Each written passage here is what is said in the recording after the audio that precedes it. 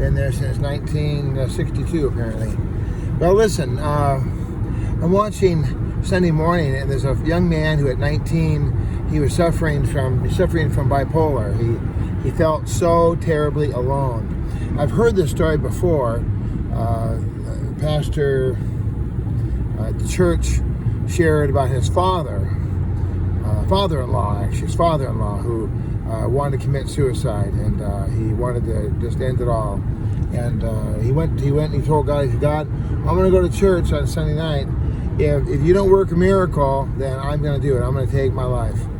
And that was it. He was just kind of and the story of this man that I'm watching on the TV here that jumped off the Golden Gate Bridge, 37 stories straight down, 75 miles an hour. He survived. He busted his back up, but he survived. And now he says that he appreciates, loves, and cherishes every single millisecond of life. I feel the same way. I feel like I have been through death. The last 10 years, 12 years, it's longer than that. Yeah, it's about 12 years.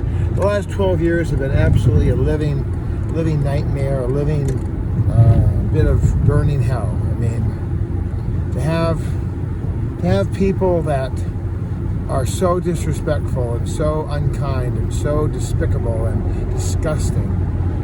We saw this in Congress, in the House, when AOC, that's right, Alexandria Ocasio-Cortez.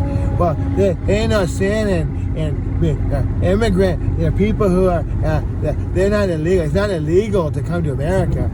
And the guy was like, lady, it is illegal if you don't do it the right way. You got to come in the right way. And not illegal to come in. They didn't commit no crime. Says they did. They committed U.S.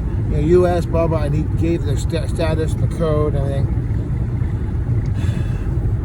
And when that guy was told by another one of the senators, that congressman actually, that you just don't care because they don't look like you, and you don't care because they. And the guy was like, that is the most disgusting I ever heard in my life. I've held the babies in my arms when they're dying, and believe me, I know and I empathize, and I do. I had a child at the time that was that same age, and I've held 4 babies of my own in my arms. And I would never, ever, ever conceive of or any way of hurting a child.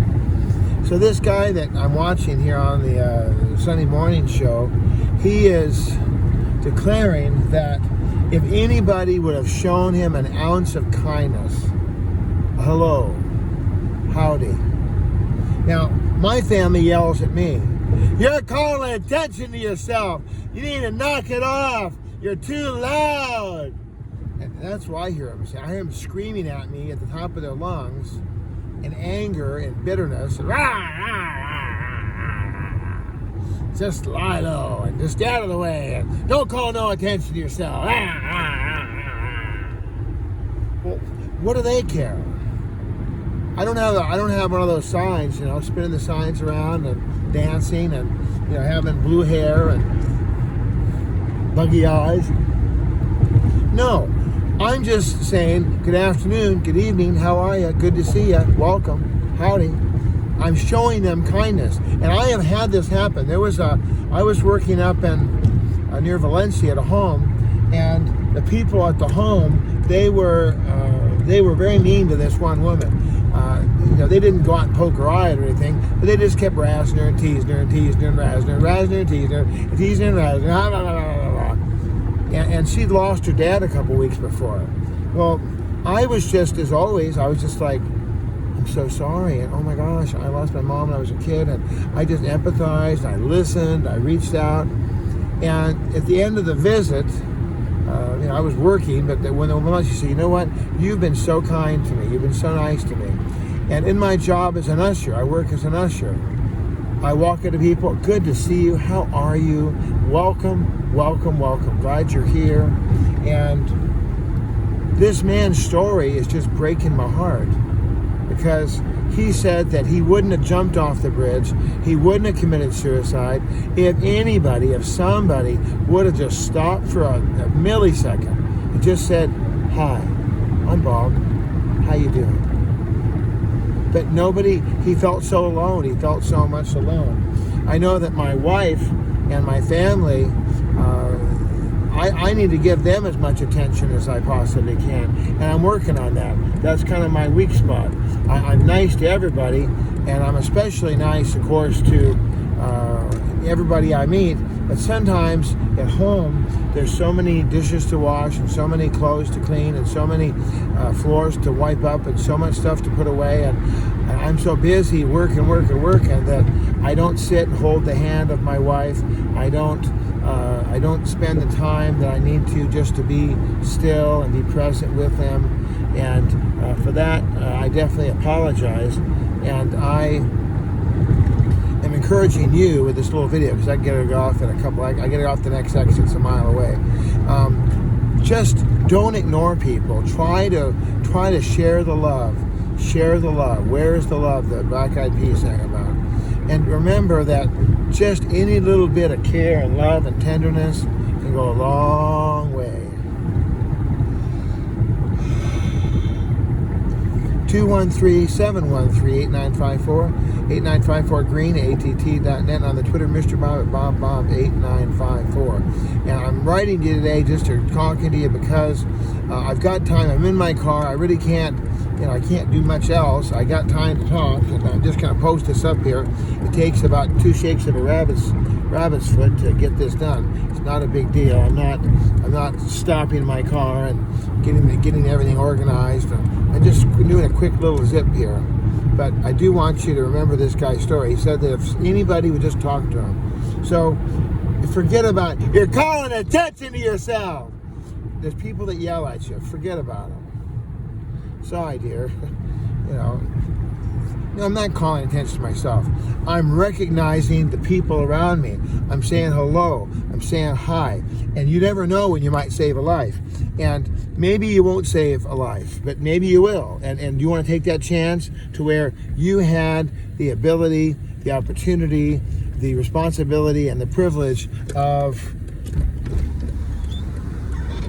being there present to save a life, and you just decided that you wanted to take care of yourself instead, selfishly, rudely, disrespectfully, arrogantly, in fear. Oh, I don't want to call any attention to myself. I just want to put my head in the ground. I just want to hide. I want to be a gopher. I want to be under the ground. I don't want anybody to notice me. I don't want to have to do anything or say anything. I want to hide. I want to be a hider. Well, you know what? All I've been through, I don't have to worry about hiding. I'm not worried about hiding. I'm not worried. If someone wants me to do something I can't do, I'll just simply say, I love you, but I can't do it. Sorry, kiddo. You don't have to, because you're a big guy, because you're a big girl, because you're extending yourself out to say hi to people. It does not mean that you're going to have to do a lot of anything that you don't want to do. We still have control over our lives. We still have the blessing of being autonomous people. You don't lose your autonomy. You don't lose who you are because you share a little bit, because you say hello. And for some people, that's all they need. They just want someone to say hello. Hello. They want. I had one time a fella told me, he said that he was a homeless guy. At the time I first met him, and I said, what's your name? And I got his name, and I said hello, and I encouraged him. And then it turned out that he went on to get a job in the pantry, and he was like so ecstatic. He was so glad to see me. He was like, wow, you said hi to me, and you made me feel so much better, and now I got this job, and I was like, wow, I didn't know I did all that, I just said hi. People at my job, at the auditorium, I've had people tell me, I've been coming here nigh on 35 years, and nobody ever welcomed me before. I had a guy, a big rotund guy. He's a nice guy. He's a good guy, but he's wrong. Because I got the paper, if I can pull it out, and my boss says, during the breaks, walk your aisle, make eye contact, help people. So this big rotund jolly character comes out and goes, oh yeah, get up to the glass, go to your area, wait up there. He's got a headset on, he's real official. But I got him outsmarted, because now what I do is I pull out my little blue paper. Here, I'll show you. I'll fix your little wagon, you and your little dog too.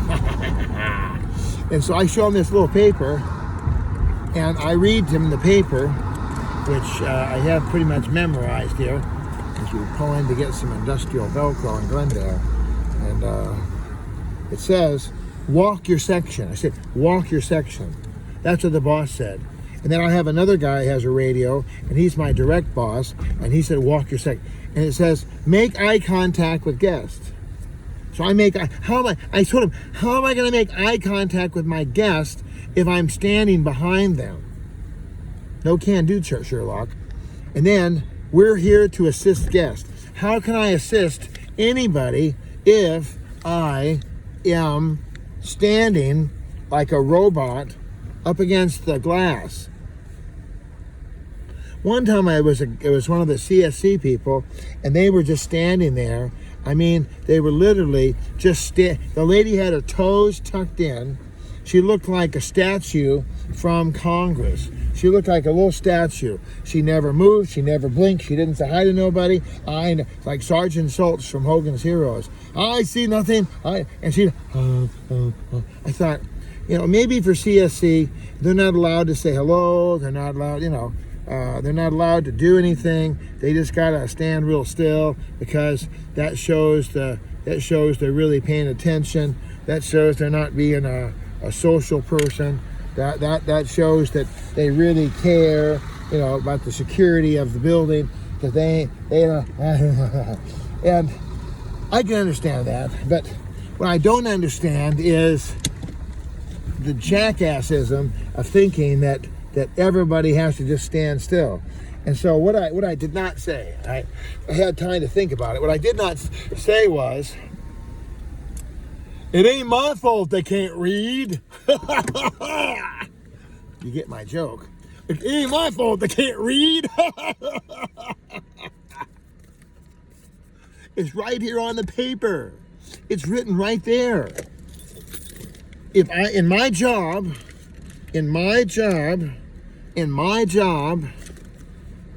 make yourself approachable. Don't want to call no attention to myself. I'm just going to stand here. Maybe nobody will notice me. I'll just stand real quiet. I won't look around. I won't blink. I'll just stand real still. I won't call my attention to myself. What is that? That is lazy. That's what it is. It says, please check everyone's tickets before they go in the seating area. Make yourself approachable to guests. I'm not in the Queen's detail. The Queen's detail over there in Europe, and they stand there, and you can poke their eyes out or grab their. Shh, don't say that. Yeah, you can kick them. And they just stand there like that. I'm not a guard for the Queen. My job's to be approachable when the game is stopped. Please walk your section. I can't stand there and walk my section. And my section is my section. I got people on either side of the aisle. Make eye contact. How am I going to make eye contact if I'm looking at the back of the head? I can't do it. I've got to get up off my backside, and I've got to start walking. I've got to go to the front. I got to look at people, and I don't bother people. I don't walk up and give me that Coke. I want some. What are you doing? What are you doing? Who are you? What are you here for? Let me see your ticket. No, I'm just standing there, and the Lord will give me a word, and I just say hi, or I'll say, hey, that's a nice shirt, or how's it going? And it says, we're here to assist the guests. I'm not here to stand there as like some kind of a moron and just, I'm going to stand right here. So I told the guy, I said, my boss told me I got to walk. My other boss told me I got to walk. I can't be up there. But after the fact, if he ever comes up to me ever again, I'm gonna give him that line. I'm gonna go, it ain't my fault they can't read, boss. Sorry, Mr. Boss. I don't know why they can't read. Why don't you go up there and bother them? Kick them in the backside. Get them down the aisle. Tell them what the boss said. Yeah, I've been doing it what the boss said. I know what they're doing. I do what the boss said. See, I'm not walking around trying to hurt people. I'm not walking out. So why don't you go and chew these guys out? Well, the reason why is because generally they just stand there, and nobody's ever picked on them. No one has ever done anything at all to correct the situation. They don't correct the situation. They just let them ride. They let them ride. They let them ride. They just let them stand there. And that's not my problem. I mean, I'm not in charge. When I'm in charge, believe me, I'm going to make a point to tell all the, I want you up, I want you down, I want you up, I want you down, I want you here, I want you there, I want them moving. Really, I will kick some shoelaces and get them moving. But for now, so what's the whole point? How's this tie in? It ties in because I had an usher for the NBA. Terry, his name is Terry, and I have his name here. See, here it is. I wrote it on this little ticket. His name is Terry Torito, and he was so complimentary. He said, "I want to talk to your boss. I want to talk to your boss. I want to get a hold of him because you're the most amazing usher I ever saw." And all I'm doing is just doing what I'm told. I'm just being friendly, you know. So now, of course, my personality is, I'm an extrovert. I'm an extrovert. I like it. I don't mind it at all. But I never walked around to anybody. I don't talk to my wife or children or my family. I don't want, you gotta get off your bed. Remember I told you at the time about the Christmas dinner. I was going around serving tea and water and coffee and, would you like a biscuit and an extra spoon? Okay, I got you. You know, and this old man was like, sit down. And what should I have said to him? Get up. Get up, get to work. You know, I didn't say a word to him. I waited a couple minutes. I sat down for a few minutes. I jumped back up. But I always thought about that guy. I thought, well, that guy is a nut. He didn't have my gift, so he's trying to dump cold water on my gift. I have family members that they're not extroverts at all. They don't like to do anything other than just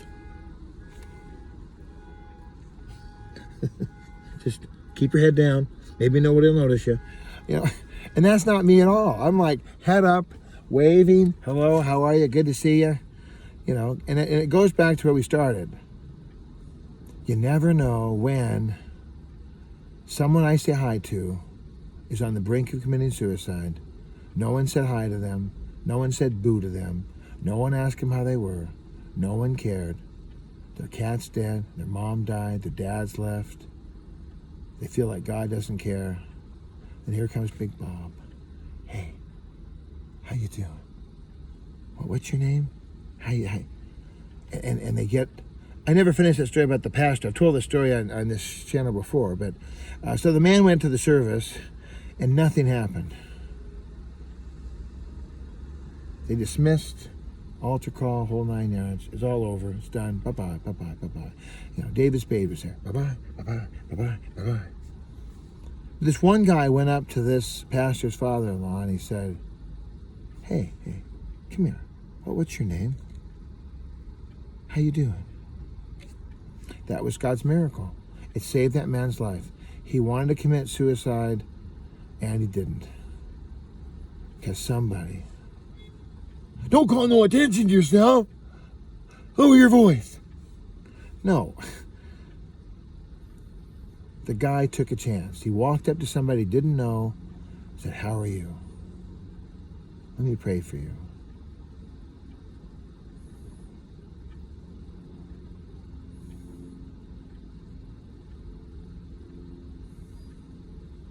Let's do it, shall we?